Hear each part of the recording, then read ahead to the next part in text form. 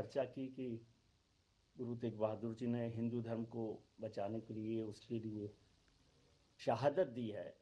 अभी तो यह इसका महत्वपूर्ण आप महत्ता कैसे समझते हैं? प्रधानमंत्री जहां हम मौजूद हैं, प्रधानमंत्री जी इस कार्यक्रम में शामिल हो रहे हैं, 1 साल का कार्यक्रम केंद्र सरकार ने किया है। तो ये जो वजन है, ये जो विचार है कि गुरु तेग बहादुर की शहादत किस चीज के लिए थी, वो आपको तब समझ आई है जब हम उस पर कुछ काम कर रहे हैं। मतलब ये जानकारी में सबको है, लेकिन जिसको जो नहीं जानते उनके लिए ये बहुत महत्वपूर्ण है कि गुरु तेग बहादुर की शहादत की वजह क्या है। नहीं तो अभी तो हम बहुत समय से देख रहे हैं, सॉरी टू से, कि हिंदू और सिखों को अलग करने की जो तमाम कोशिशें जो लोग कर सकते थे वो करते रहे। उसकी भी लड़ाई हम लोग लड़ रहे हैं, उस लड़ाई को भी मतलब अंजाम तक पहुंचाने की कोशिश की गई है, तो वो महत्वपूर्ण है।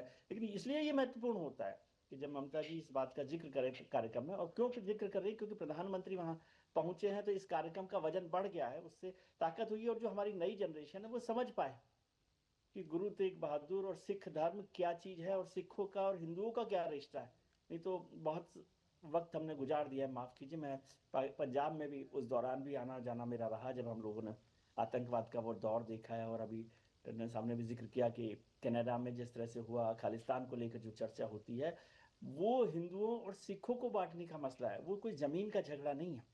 वो उस विरासत को तोड़ने का, उस विरासत को बांटने का झगड़ा है, जिसके लिए गुरु तेग बहादुर शहादत देते हैं। हमारा जो, देखिए, बहुत सारी चीजों को समझने की जरूरत है। हम लोग है ना बहुत लाइटली भी कई बार लेते हैं।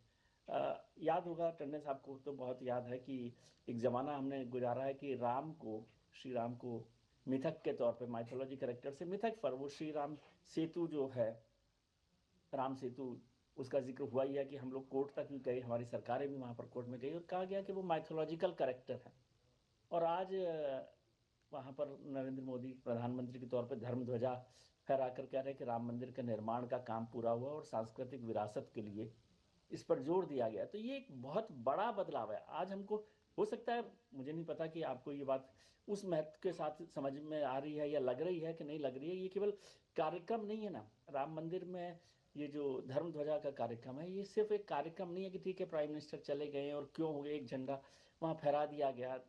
एक तो ध्वज जो है ना, वो भी अपने आप में गर्व का प्रतीक होता है। जब धर्म का या कोई भी ध्वज जो है, राष्ट्र का ध्वज भी जब हम ऊपर फहराते हैं, आपको याद हो 15 अगस्त पर भी हम करते हैं, तो जब झंडारोहण होता है तो एक नए तरीके का गर्व की अनुभूति होती है, और उसके लिए कुछ कर गुजरने की भी एक इच्छा पैदा होती है। तो वो सब चीजें कि धर्म ध्वज से यहाँ शहादत तक याद करना, और फिर उस बीच में पांचजन्य के शंखनाद को समझना, ये सारे मैसेज अभी हमें थोड़ा मेहनत करनी पड़ेगी, थोड़ा वक्त लगेगा। ये सब चीजें है ना, कल हो जाएंगी कि प्रधानमंत्री जी ने ये कर दिया, ऐसा नहीं है। लेकिन ये उस रास्ते को फिर से खोलना, उस दरवाजे को फिर से खोलना है जो हम दरवाजे बंद कर रहे थे।